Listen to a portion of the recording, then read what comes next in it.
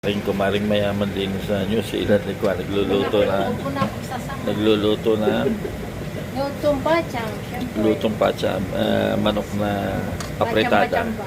Pachamba-chamba. Pa-apretada yan. Hindi, pachamba-chamba. So, anong ginawa ko din eh? Inano mo muna? Pinaray.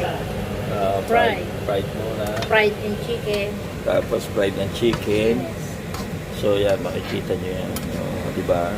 After Ari ang aking mentor sa totoo lang. after 3 days, luto na to. Ano pag, baka lamog na yan. Luto na yung kawali. Baka lamog na siya.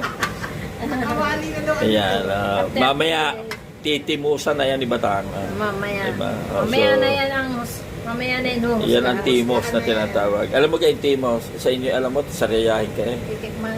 Yung timos. Yes, ang taste. Oh, sige, mamaya makikita. Makati mo.